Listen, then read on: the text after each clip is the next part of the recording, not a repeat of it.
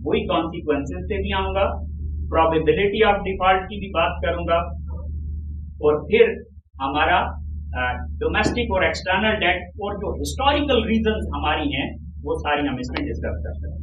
मैंने थोड़ी देर पहले ऑलरेडी डिफाइन कर दिया what is economy. Economy is basically a large set of interrelated production, consumption and exchange activity. Simple say simple. If you look at a country from a perspective of production or consumption or market activity which is called exchange, इन तीनों में से कोई एक चीज ले, ये ध्यान में रखें, इनमें से कोई एक चीज ले, क्योंकि प्रोडक्शन के अगेंस्ट कंजम्पशन होती है और प्रोडक्शन और कंजम्पशन के दरमियान में एक स्टेप होता है एक्सचेंज। तो इसका मतलब आप सिर्फ एक्सचेंज को देख लें, आप सिर्फ प्रोडक्शन को देख लें, आप सिर्फ कंजम्पशन को देख लें, एक्सपेंडिचर को। अगर आप उन एक्टिविटीज को देखें तो वो हमारी इकोनॉमी। जब हम कहते हैं हमारी इकोनॉमी की परफॉर्मेंस पुअर है, इसका मतलब क्या होता है? इसका मतलब है कि we are not producing that much which is required. ठीक है ना? उस रिक्वायरमेंट से आप कम प्रोड्यूस कर रहे हैं तो इसका मतलब आपकी परफॉर्मेंस पुअर है। तो इसका मतलब है economic activity is evaluated in terms of production और कंजम्पशन और एक्सचेंज। तो ये चीज इसमें से होती है। Now any economy, any modern economy has 4 sectors. अगर प्रोडक्शन की ही बात करें तो इकोनॉमी के 4 सेक्टर्स होते हैं। Primary sector which is agriculture, then secondary sector which is industry, and then tertiary sector which is services, and finally quaternary sector which is knowledge based economy based on innovation। ये 4 sectors हैं। Mostly अभी तक दुनिया में जो accounting होती है वो 3 सेक्टर्स तक होती है, primary, secondary and tertiary. 4th sector भी है लेकिन ये जनरली अकाउंट्स में नहीं होता, या पाकिस्तान जैसे कंट्री के लिए इट्स नॉट दैट इंपॉर्टेंट, यानी कि अभी हम उस स्टेज पे पहुंचे ही नहीं। एक इशू आपको बड़ा क्लियरली यहां पे बता दूं कि हमारे इन सेक्टोरल कॉम्पोजिशन के अंदर मैटर करता है स्टेज ऑफ डेवलपमेंट। एक कंट्री अगर लो ग्रोथ पे परफॉर्म कर रहा है या अभी कंट्री का डेवलपमेंट का लेवल, आप कंट्रीज को खुद समझ सकते हैं कि पाकिस्तान का लेवल क्या है, चाइना का लेवल क्या है और यूएस का, ये 3 इकोनॉमीज को आप कंपेयर कर लें तो पाकिस्तान जैसे कंट्री में जो एग्रीकल्चर और सेकेंडरी मैन्युफैक्चरिंग या इंडस्ट्रियल सेक्टर है उसका जो प्रोपोर्शन है वो ज्यादा होना चाहिए। जो चाइना जैसी इकोनॉमी है उसका अगर आप देखें तो प्राइमरी से निकल के सेकेंडरी का फोकस ज्यादा होगा। आप अगर डेटा देखें तो आपको ऐसा नजर आएगा।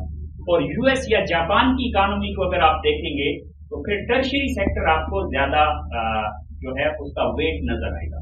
आगे चल के मैं बताऊंगा कि पाकिस्तान में अनफॉर्चुनेटली हमने कोई जंप किया, जो एक रीजन है आज हमारी पुअर परफॉर्मेंस का, कि हमने ये जो क्लॉकवाइज मूवमेंट है, ये देखिए क्लॉकवाइज मूवमेंट है, तो क्लॉकवाइज मूवमेंट में कंटिन्यूटी इंपॉर्टेंट है। यानी कि ऐसा नहीं हो सकता कि आपकी घड़ी चल रही हो और उसकी वो पिन जो है वो कुछ नंबर्स जंप कर जाए, लेकिन पाकिस्तान इकोनॉमी ने ऐसा कुछ जंप किया है जिसकी वजह से हम proud. Now this is another way of looking at the economy, this is another way of decomposing overall economic activity into different sectors, जो आप एक्सपेंडिचर साइड से देख सकते हैं कि आपका रियल सेक्टर होता है, पब्लिक सेक्टर होता है, एक्सटर्नल सेक्टर होता है, और फिर इन तीनों सेक्टर्स को फैसिलिटेट करने के लिए एक फाइनेंशियल सेक्टर होता है। ठीक है ना? For example bank, stock market, central bank, रुपया, पैसा, ये सब फाइनेंशियल सेक्टर का पार्ट है और ये सब रियल इकोनॉमिक एक्टिविटी नहीं है, लेकिन ये बेसिकली क्या करती है, आपकी डिफरेंट सेक्टर्स जो हैं उनके अंदर जो इकोनॉमिक ट्रांजैक्शंस होती हैं, जो इकोनॉमिक एक्टिविटी होती है, चाहे वो प्रोडक्शन साइड से है चाहे वो कंजम्पशन साइड से है, उसको फैसिलिटेट करता है फाइनेंशियल सेक्टर।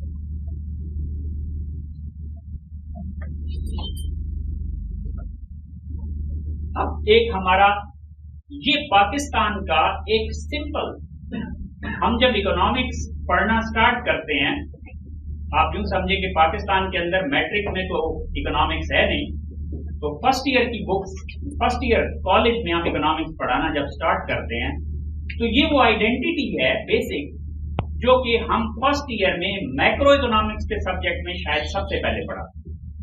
तो ये बिल्कुल एक बेसिक सी मैक्रो इकोनॉमिक्स है, और मैंने सोचा कि पाकिस्तान का सारा केस इसी इक्वेशन से एक्सप्लेन कर दूं। प्रॉब्लम हमारा यही पे।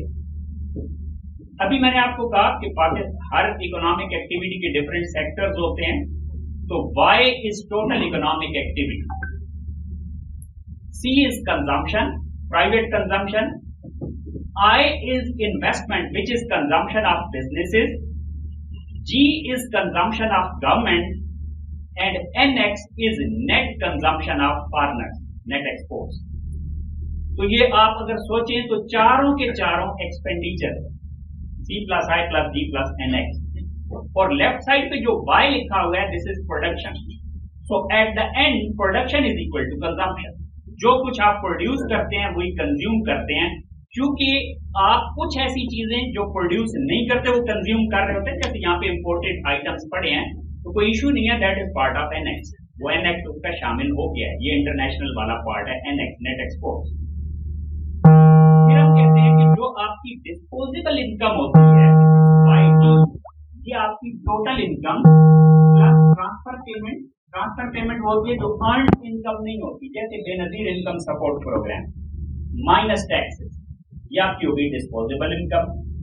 ये डिस्पोजेबल इनकम दो हिस्सों में बांटी जाती है, C प्लस S, कंजम्पशन या सेविंग। अगर इन तीनों आइडेंटिटीज को आप मिलाएं तो आपका नेट रिजल्ट निकलता है saving is equal to investment plus G plus TR minus T which is government budget deficit plus net export NX, इसको हम कहेंगे करंट अकाउंट बैलेंस। यह मैं इन पे आऊंगा कि करंट अकाउंट बैलेंस क्या है। तो ये तीन चीजें आपने ध्यान में रखनी है।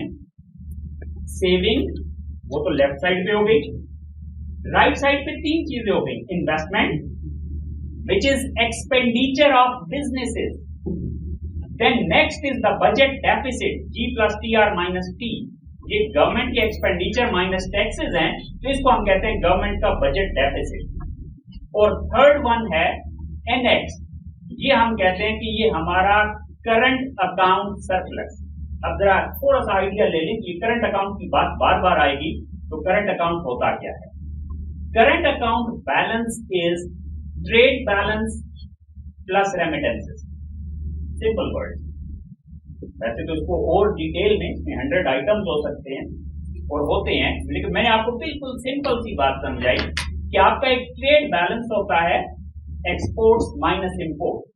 एक्सपोर्ट्स भी आप कर रहे हैं, उससे डॉलर अर्न कर रहे हैं, इंपोर्ट से आप डॉलर पे कर रहे हैं, तो डॉलर का इंपोर्ट और एक्सपोर्ट का जो गैप है वो प्लस जो आपकी रेमिटेंसेस है, ये दोनों मिला दें तो क्या बन जाएगा, करंट अकाउंट।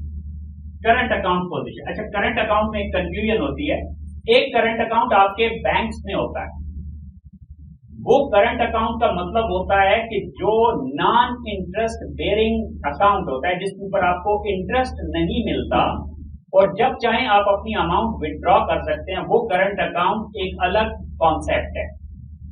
ये जो करंट अकाउंट है ये एक्सटर्नल, ये करंट अकाउंट एक्सटर्नल अकाउंट की बात कर रहा हूं, ठीक है ना। So it is trade account plus income account, और ये अक्रॉस द बॉर्डर ट्रांजैक्शन होनी चाहिए, यूज की बात है, ठीक हो गया।